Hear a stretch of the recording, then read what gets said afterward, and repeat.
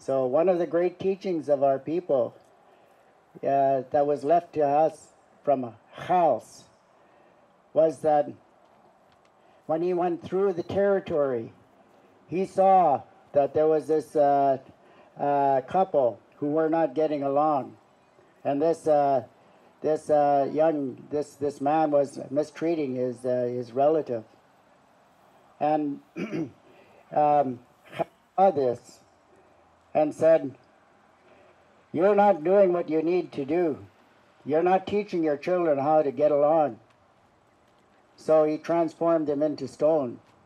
And the message that was left, his name was Tichwalatsa. So Tichwalatsa, the stone of Tichwalatsa, is left behind to teach future generations that we must learn to live together in a good way. And now, as all members of the human family that share this beautiful part of this planet Earth of ours, we have to learn to live together in a good way. When I was getting involved with the movement, I joined quite a few tremendous history-making movements, and they all related to the grassroots movements. Art Manuel, my good friend here, we worked together in Montreal, and we winded up coming back to our own territories, and I had the honor of working here at Nisconlith, and we were a part of true history making when we helped organize the Constitution Express that moved across Canada, and the lobby force was so powerful in the international community and all across Canada with all political stripes, the unions, the general public. We succeeded in getting Aboriginal rights and entitlements included in the Constitution of Canada. We organized a child care caravan that went down and picked up a lot of people all the way down to Vancouver, and we surrounded Grace McCarthy's house, created a lot of public awareness about the necessity to have Aboriginal control over child welfare, and we succeeded in doing a lot of that. So the people's movement is very, very strong, because when the people get involved, it's because something is disturbing them so much that they have to move, they have to get involved, they have to get engaged. And when we're witnessing what is going on around us in this dark era of industrialization that is going on today, threatening the life-sustaining gifts that we've been provided, to live a good life. Our salmon is at the center of that. So when we're talking about fracking, Enbridge, Site C damming, when we're talking about fish farms, when we're talking about fracking, anything that the industrial world is doing, we're seeing them bring great harm to the natural world. And they are not following natural laws. This has to stop. This global economy of ours is going to collapse under its own weight, because this planet only has a finite amount of those fossil fuels. And when we run out, we're going to face not only a total collapse of the global economy, but a world that will be unbearable to live in. That's how serious it is. Global warming is no joke. Global warming is real, and we're unable to really stop global warming. But if we feel that overwhelming despair, and just sit back and say, well, gee, it's too late, we're screwed, there's nothing else we can do, then that's not really helping, is it?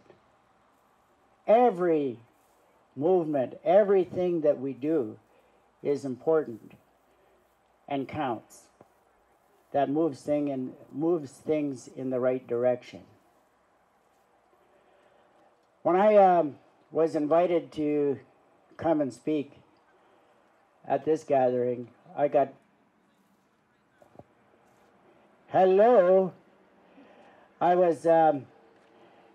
felt a need, to really be a part of this, and I was delighted that Don and Janice invited me and welcomed me to this territory again, and share something that we might grab onto and hold on to, and help motivate ourselves, energize ourselves, and move forward with. I'm a part of the Net Pen Farm Salmon boycott, and everything that we do is very consistent. It's a very peaceful movement. It's a movement that goes to the real decision makers who are out there.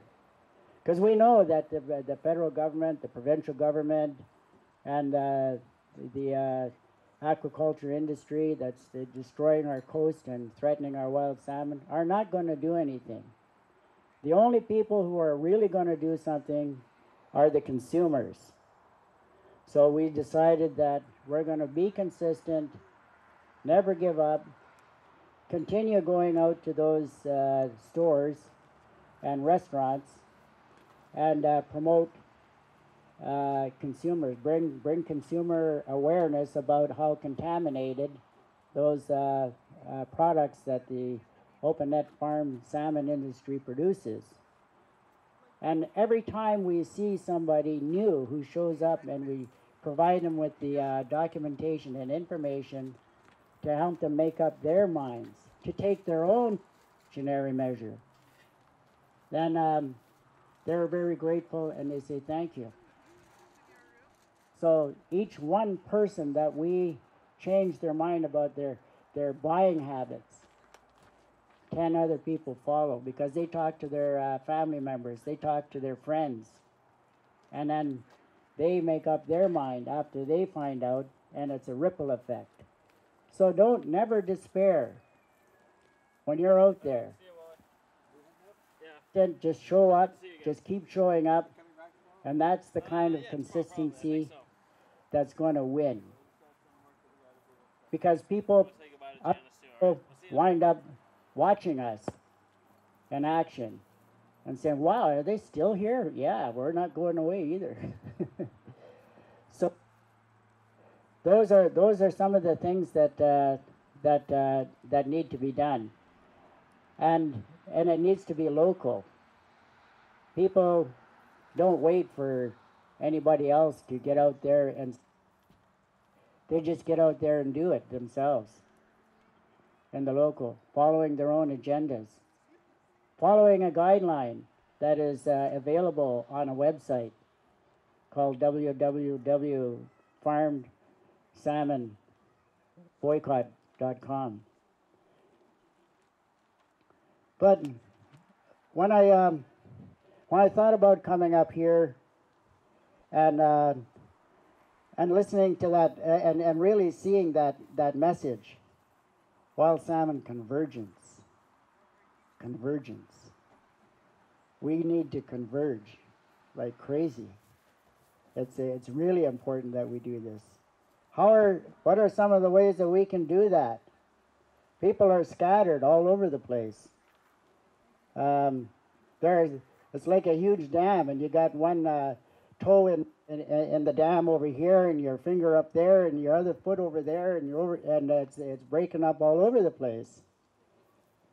And everybody's caught wondering how many resources do I have, to contribute. Everybody is saying, I need help over here, I need help over there, I need help here. So how do we contend with that? there's also those issues that were raised earlier today about do we work with band councils or not. There are also those issues working with non-government agencies, NGOs. You know, are they turncoats? You know, are some of them giving up? Are there some of them giving in to Harper? He goes in and audits them, and so they heal and they don't do anything? Are we going to turn our backs on them? I am one person, a Stalo who wants to do something to make a change. I don't belong to any organization, so Harper can't control me. Nobody can control me, except my wife. But we still need to be very conscientious about not burning any bridges. As an individual who is active, I open the door to anybody who's willing to help. I don't care if that's an NGO, I don't care if that's a politician, I don't care if that's an elected band council of any kind. I will welcome anybody who wants to give that pushback in the right direction. And we can do this. We can rally them. The people, especially the young people, are really important to engage. We have to find creative ways to get them involved and engaged. How do we do that? I'm sure that everybody has a lot of really good ideas about how and what can be done to do this. Because the people, the young people today, are really watching what's going on, and they're not stupid. They're seeing that the governments are not governing anymore. They're really seeing, you know, climate change every day. It's plastered all over the social networks. It's in the news. It's everywhere they turn. And they're frightened. They want a good future ahead of them. So I think it's important for us to use that youthful energy and that desire, that will, to move ahead to create a better world for future generations in honor of our ancestors, because our ancestors are watching over us. When we did this ceremony here, we're not alone. We're surrounded by the ancestors here because we started this work in a good way. So I thought about pulling people together, and I have one idea that I think may really work well, and that is to mobilize a wild salmon caravan that would go from the headwaters all the way down to Vancouver and to Victoria. And what I have in mind, or what I have this vision of seeing this undertaken, it would happen in the springtime. It's in the springtime when the smolts are heading down the river. And so we would be following the spirit of wild salmon and guided by the spirit of wild salmon. As I mentioned, and as everybody here sitting around here knows, wild salmon is at the center of this dark, menacing, threatening, industrial storm that is hitting BC. So whether it's Kinder Morgan, Enbridge, Imperial Mines, all of it, they see that wild salmon is at the center of this. So when we go down from the headwaters, the idea is to hold community gatherings in every town. 2015, in the spring of 2015, there's an election in the air. The federal government is going to, hold their election. And all the political parties are going to want to get elected. So as we move down from the headwaters all the way down to Vancouver and Victoria, we could be asking each and every one of those political parties, where do you really stand on all these issues? What is your position? How are you going to protect wild salmon? What kind of changes to laws and regulations are you going to put into force? We'd hit the municipalities and ask them, where do you stand, regarding Kinder Morgan, Enbridge? Where do you stand with mining? And any other threats that are going on with our wild salmon. And as we move down, we'll accumulate and generate more and more interest. And we'll be sending messages ahead of time, to the next town, that the caravan is on it. We'd have workers who would help organize and get prepared for the caravan that would be hitting the next town.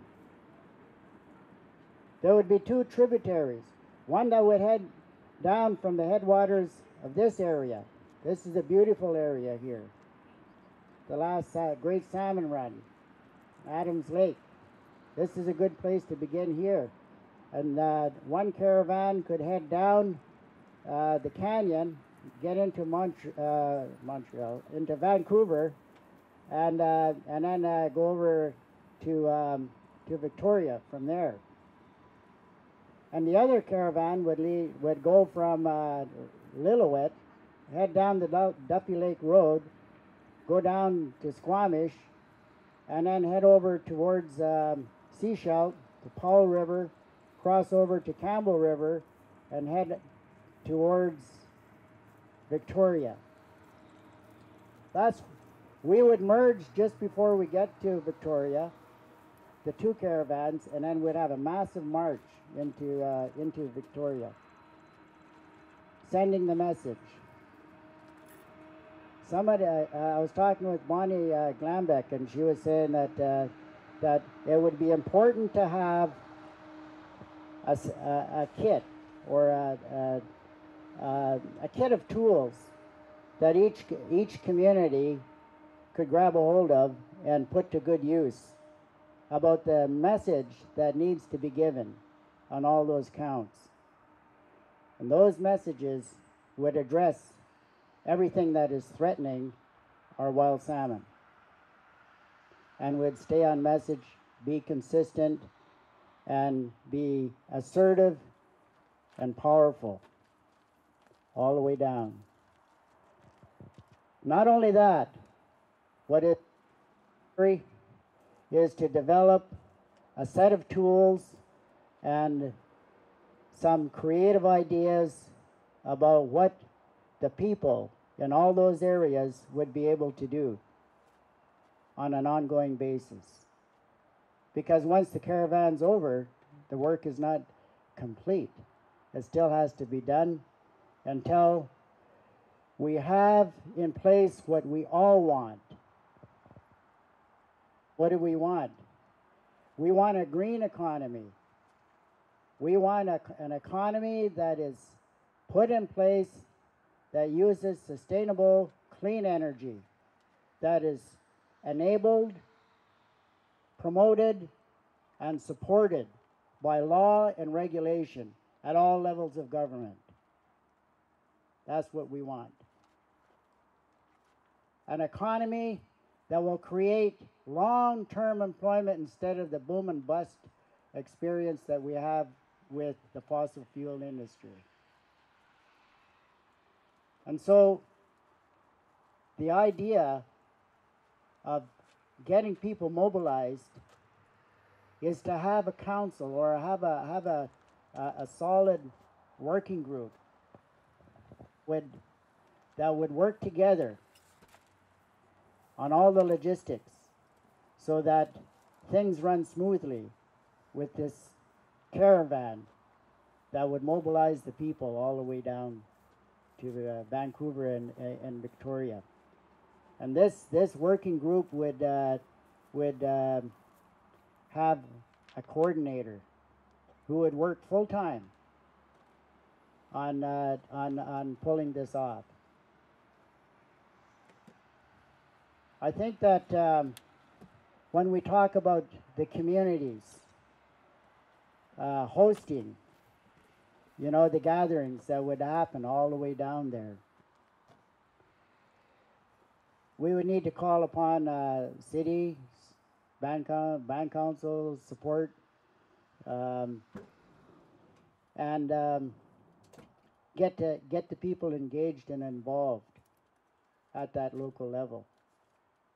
Whoever it is, you know, would step forward. And the vision, that vision that we have of saving wild salmon would result not only in saving wild salmon, but all life that is associated with it. This magnificent gift that we've been blessed with on this planet, the wild salmon, keeps returning and returning and returning. They give and they give and they give. And so the inspiration is to give great gratitude to the wild salmon as to what they're giving us, but also carry a responsibility of what do we give back to the salmon. We have to give back to the salmon a clean environment. We have to give back to salmon governments that will honor, support, and enable industries to have a good place for not only the salmon but all it supports, and that includes human beings. So that's the main reason why I came to this gathering. When I looked at the list of the people who would be showing up here, I saw that we would have an alliance of people from all backgrounds, with the First Nations people taking the leadership with this. We would have the First Nations Alliance. We would have all those there people who signed the Save the Fraser River Declaration. And we would ensure and we would make it possible for all levels of government to really feel the power of the people, the power of the river people merge with the coastal people, coming together as one united, powerful force that will give the right pushback to save our wild salmon. That's what I have to share today.